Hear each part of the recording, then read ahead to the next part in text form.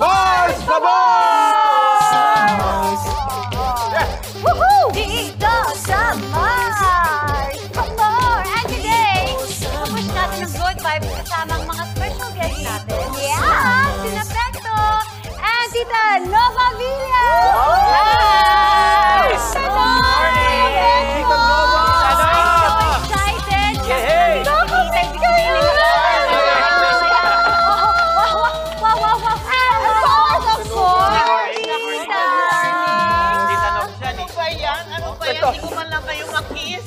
Diba? Alam mo, tita ng More more sa than car. enough na nagkakaharap-harap tayo ngayon, Oo, diba?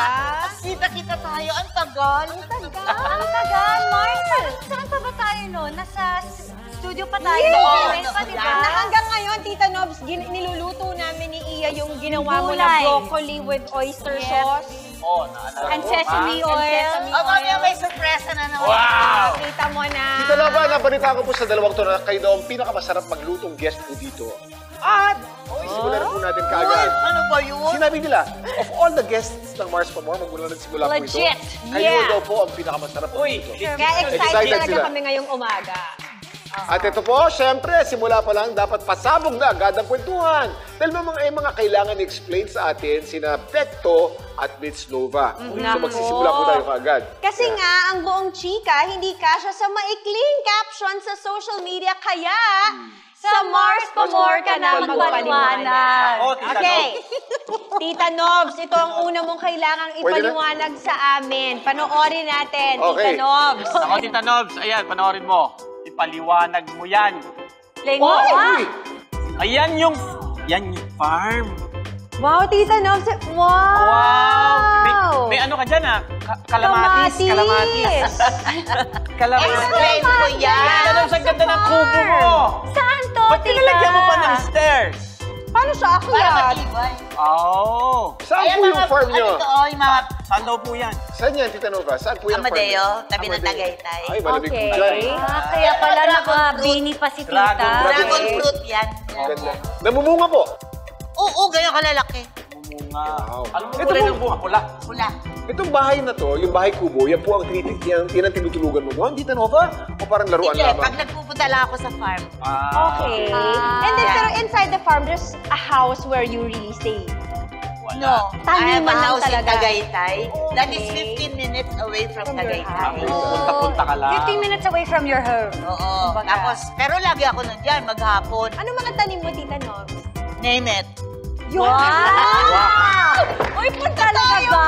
Tita Nobs, I love it! Nag-start pa lang sila Baking naman.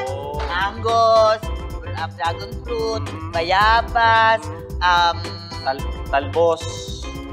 Papaya? papaya, sagi. Tita Nova, may tanong po ako sa iyo. Kuyabanong. Bakit po ang ganda po ang sarap mag-farm sa Amadeo? What is it in Amadeo na nagpapaganda ng Ay, mga halaman? oo. Kumbaga, ito yung taal. Ito lang naman ang Amadeo. So, very fertile So, ang lupa. yung lupa ba? Ganyan. And also the weather. Mataba Kung ano yung- yung lamig ng Tagaytay, is lamig din nila. Question, bumibili ka pa ba sa palengke or lahat ng niluluto mo galing sa farm mo? No, hindi naman lahat galing sa farm. Ang pupunta akong palengke, I buy fish. Gumagawa ako ng mga tulingan. Yan. Yung masarap Pero na pagdating sa tulingan. gulay, sa Sa farm, gulay, farm to meron table sa na farm. yan. But, Saya. pero hindi Hindi lahat. lahat. Because seasonal din kuminsan ang Okay. gulay. Okay. O, Pecto naman! Uy! Pars! Dapat ka rin paliwanag. Hindi ka lusot dito, Pars. Akala ko lusot na ako eh. Ano to? Ano yan, Pars? Hoy! Oh, Hoy! ah. Hoy! Ay, Hoy! Hoy! Anak mo ba yan, Hoy! Pars? Hoy! Oh, youngest! Yan! Pecto, Oh, my yung God!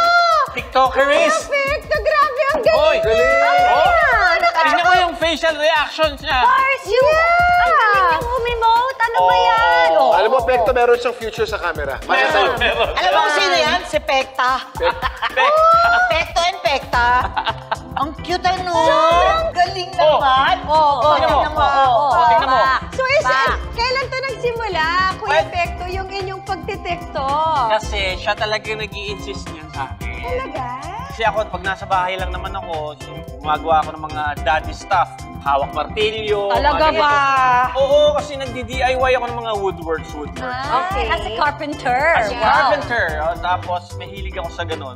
Tapos siya, lagi niya akong, Adi, Daddy, dala yung cellphone. Daddy, gawin natin to. Ano yan? TikToker eh. So, lagi siya nagsasabi sa akin. So siya ang nagsasabi. Minsan hindi ko napapagbigyan. Nagturo nun. Siya lang. Siya lang. Yung siya ganun nagturo sa'yo. Ilan ba rin siya? Oh my God. Sa dancer. Dancer. Oo, dancer. Tapos, hindi mo siya Pag pinagbigyan. hindi ko siya napapagbigyan, minsan, Daddy, tomorrow, let's do this, ha? Sabi ko, oo, sige. Siyempre, busy ka. Kinabukasan, pagising pa lang. Daddy, gawin na natin to.